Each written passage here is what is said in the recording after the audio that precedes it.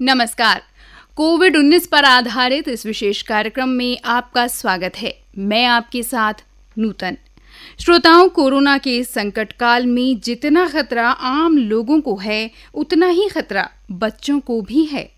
बच्चों को कैसे कोरोना से सुरक्षित रखें, इस विषय में विस्तृत जानकारी के लिए हमने बात की दून मेडिकल कॉलेज में बाल रोग विशेषज्ञ डॉक्टर अशोक कुमार से। तो आइए सबसे पहले सुनते हैं ये बातचीत। नमस्कार सर, स्वागत है आपका हमारे कार्यक्रम में। डॉक्टर साहब, जैसे कि आप बाल रोग विशेषज्ञ हैं, सबसे पहले आपसे जानना चाहेंगे कि बच्चों को कोरोना का कितना खतरा है? हाँ जी, देखिए तो ये पैंडेमिक में कोरोना जो बच्चों में है वो लेस देन 1 ईयर और जो है वो सबसे ज्यादा हाई रिस्क में आते हैं। तो जिसके भी पेरेंट्स हैं या कोई भी जो बच्चे के रिलेटिव्स हैं, अगर किन्हीं को कोरोना पॉजिटिव है तो उनके यहाँ जो लेस देन 1 ईयर के हैं बच्चे, वो हाई रिस्क में आते हैं जी। उनको सबसे, अगर कोरोना पॉजिटिव होता है तो बहुत ही ज्यादा उनको दिक्कत आती है।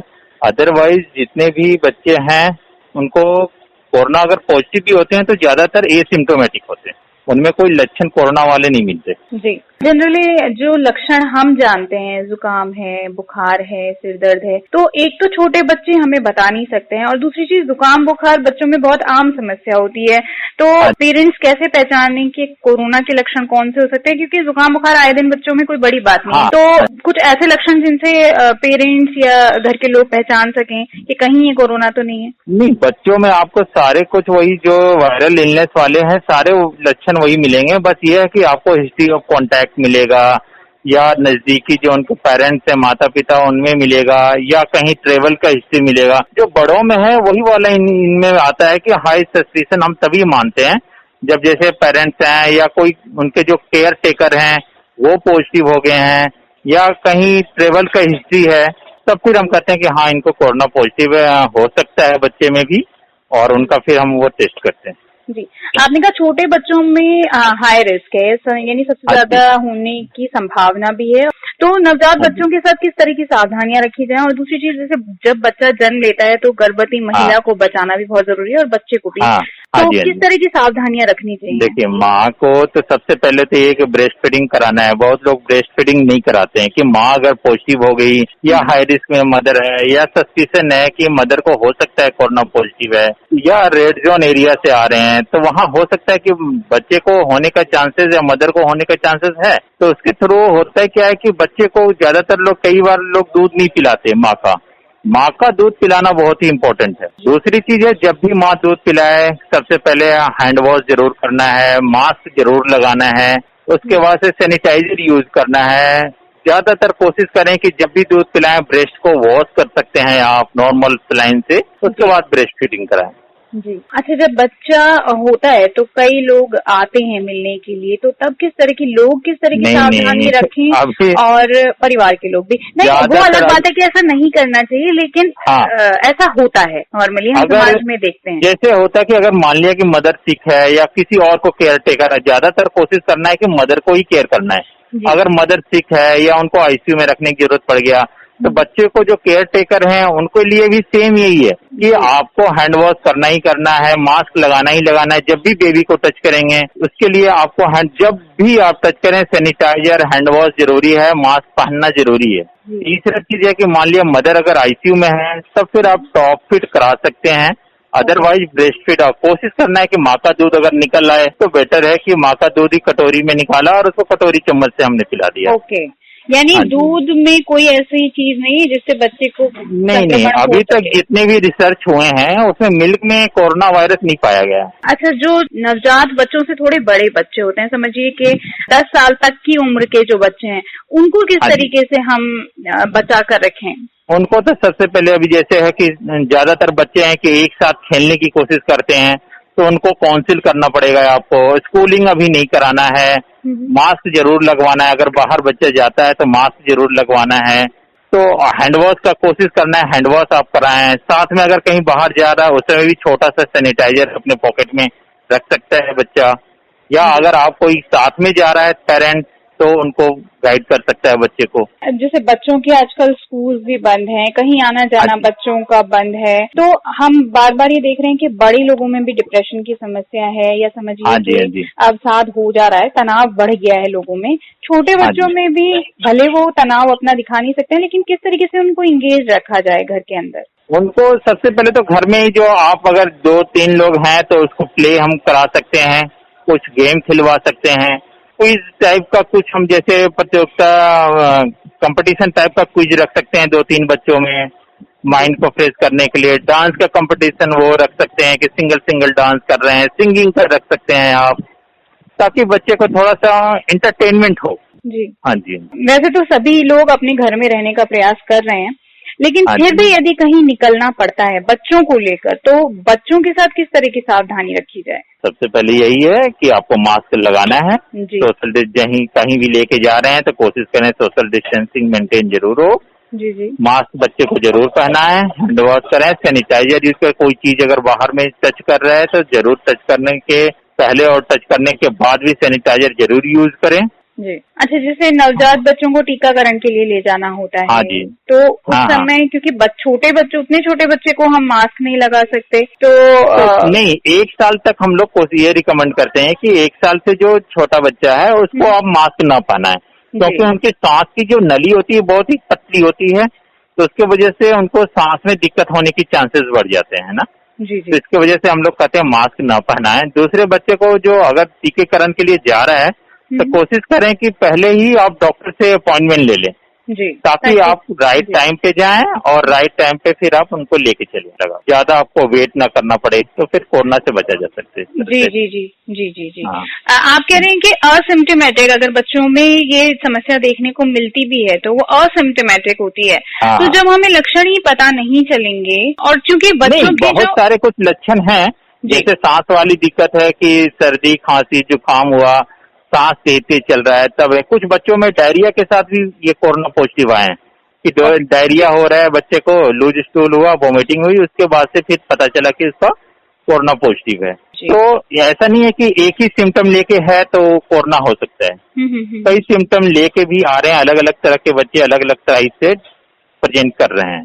जी। दूसरा चीज ये है कि कई बार ऐसा है ना कि वैक्सीन लगाते हैं, कहते हैं कि डिले कर सकते हैं आप बच्चे को, जी, तो कितना डिले कर सकते हैं आप? जी। कोशिश करना चाहिए 1 to 2 मंथ आप डिले कर सकते हैं, वो भी जबकि 1 साल से जो 1 साल तक का वैक्सीन है वो हम लोग इसेंशियल वैक्सीन में मानते हैं, और 1 साल तक वाले में टाइमली टू टाइमली आप लगाएं। जी। 1 साल से ऊपर है तो आप 1 से 2 महीने तक वेट कर सकते हैं। 2 महीने के बाद से आप कोशिश करें कि आप जरूर लगवाएं इसको टीका, पहले अपॉइंटमेंट करें फिर लगा लें। जी। यानी 1 से 2 महीने तक का आप डिले कर सकते हैं, उसके बाद आप अर्जेंटली उसको लगवाएं। हाँ जी।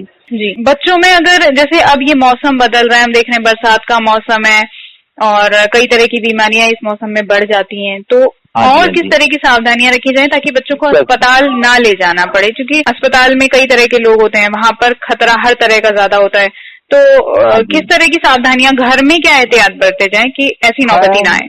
इस समय में जो होता है ना, सबसे ज्यादा मलेरिया और डेंगू के बहुत ज्यादा आते हैं केसेस। तो कोशिश करना है आपको यही कि घर पे आपको कि आसपास मतलब कि पानी इकट्ठा होने ना दे। मच्छर अगर है तो सोते समय मॉस्किटो नेट वगैरह यूज करें। ऑल आउट वगैरह जो आते हैं वो भी यूज कर सकते हैं आप। साथ में जो भी और बाकी सरकार आपको समय समय पे हिदायत देती ही है।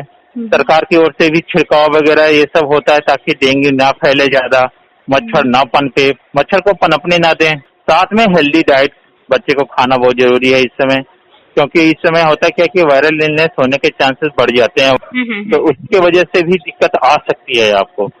एक सवाल और, जैसे बच्चों को टॉफी दिया या चॉकलेट्स दिया, तो क्या इन पैकेट से भी बच्चों को कुछ इस तरह का खतरा हो सकता है? नहीं, टॉफी पैकेट को आप अगर अच्छे से क्लीन करके वगैरह दे रहे हैं तो ज्यादा दिक्कत तो नहीं होनी चाहिए कि टॉफी और चॉकलेट से कुछ होना नहीं चाहिए। जी, यानी कि बच्चों को घर के अंदर रखें, बाहर कम से कम निकालें, घर के अंदर ही उनको इंगेज रखने का कोशिश करें। कोशिश करें कि आपके घर का अपना फील्ड है, अगर ग्राउंड है तो उसमें बच्चा निकल सकता है, उसमें छत खेल पर सकता घूमने, है। जी, हाँ जी, हाँ जी। हाँ, ये सब कर सकते हैं बिल्कुल। जी, तो आपने ढेर सारी जानकारियां दी और हमें पूरी उम्मीद है कि हमारे जो श्रोता हैं, उनके जो बच्चे हैं खासकर, वो आपकी जितनी भी सलाह है उनसे जरूर लाभान्वित होंगे। हमारे सभी श्रोताओं की ओर से आपका बहुत बहुत धन्यवाद। धन्यवाद। और अब जानते हैं आपके कुछ सवालों के जवाब विशेषज्ञों द्वारा। श्रोताओं, आप में से बहुत से लोगों का प्रश्न है कि क्या संक्रमण से ठीक हो चुके लोगों में दोबारा इस संक्रमण की आशंका हो सकती है? हमारे विशेषज्ञ डॉक्टर मधुर यादव का कहना है कि अभी तक ऐसे प्रमाण नहीं मिले हैं जो कहें कि दोबारा संक्रमण नहीं हो सकता है, लेकिन हाँ, कोरोना से ठीक हुए मरीजों के शरीर में बनने वाली एंटीबॉडी पर शोध जरूर चल रहा है। उन्होंने बताया कि शरीर में एक बार एंटीबॉडी बनने पर व्यक्ति संक्रमण से कितना बचा रहता है और एक बार संक्रमित होने के बाद उसकी रोग प्रतिरोधक क्षमता कितने दिन रहती है, इस पर रिसर्च चल रही है, लेकिन फिर भी सभी को सावधानी रखनी बहुत जरूरी है। एक और प्रश्न में पूछा गया है कि धार्मिक स्थलों के खुल जाने के बाद क्या कुछ सावधानियां रखनी चाहिए। डॉक्टर मधुर यादव कहते हैं कि सावधानी रखने से पहले ये मानना जरूरी है कि भगवान हमारे साथ हमेशा रहते हैं, इसलिए मंदिर, मस्जिद, चर्च या गुरुद्वारा जाना अभी बहुत जरूरी नहीं है।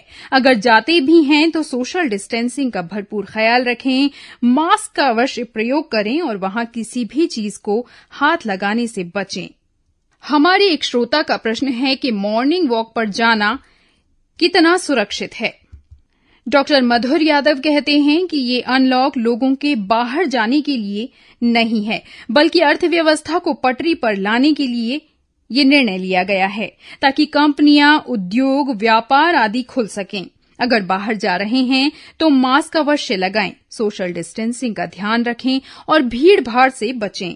अगर ऑफिस नहीं जाना है तो अभी कतई घर से बाहर ना निकलें।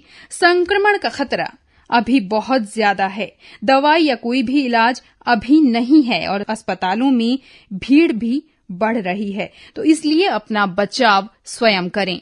कई लोगों के मन में ये जिज्ञासा है कि असिम्प्टोमेटिक मरीजों से भी क्या संक्रमण फैलने का खतरा है। इस प्रश्न के जवाब में डॉक्टर राजन शर्मा कहते हैं कि वास्तव में अभी भी असिम्प्टोमेटिक लोग साइलेंट करियर के तौर पर काम कर सकते हैं। लोगों को इसका पूरा ख्याल रखना होगा। वायरस कई अलग अलग तरीके से संक्रमण कर सकता है, तो इसलिए कोई भी लापरवाही न बरतें और सावधानी बरतें। क्या सामान्य फ्लू बिना कोविड-19 के संपर्क में आए खुद कोरोना में बदल सकता है? इसका जवाब देते हुए डॉक्टर राजन शर्मा कहते हैं कि ऐसा बिल्कुल नहीं है। जब तक संक्रमित व्यक्ति के संपर्क में नहीं आएंगे, तब तक फ्लू के मरीज को कोरोना नहीं हो सकता है। लेकिन खुद का ध्यान रखें, लक्षणों पर ध्यान दें, बुखार का तापमान जांच कर नोट करते रहें। प्रारंभिक दवा करा सकते हैं, लेकिन अगर लक्षण बढ़ रहे हों तो जरूर चिकित्सक से परामर्श लें और जरूरी सावधानियां बरतें। और अब आज का अंतिम प्रश्न, क्या किसी विशेष ब्लड ग्रुप के व्यक्ति को संक्रमण का खतरा अधिक हो सकता है या कोई ब्लड ग्रुप खतरे को कम कर सकता है? तो डॉक्टर राजन शर्मा कहते हैं कि नहीं, इसमें ब्लड ग्रुप का कोई रोल नहीं है। कोविड-19 से किसी भी ब्लड ग्रुप का व्यक्ति संक्रमित हो सकता है। तो ये थे हमारे आज के प्रश्न और हमारे विशेषज्ञों द्वारा उनके जवाब। हमें उम्मीद है कि हमारा कार्यक्रम निरंतर आपको कोविड-19 से बचाव और सुरक्षा देने में सहयोग कर रहा होगा। इसके अतिरिक्त आप केवल और केवल खुद अपने आप को संरक्षित रख सकते हैं और उसके लिए आपको सिर्फ कुछ और दिन अपने घरों के अंदर रहना है। जब तक जरूरत नहीं है तब तक घरों से बाहर बिल्कुल ना निकलें और यदि बहुत अधिक जरूरत है भी तो मास्क का जरूर प्रयोग करें और बाहर सोशल डिस्टेंसिंग यानी 2 गज दूरी जरूर बनाए रखें। नमस्कार।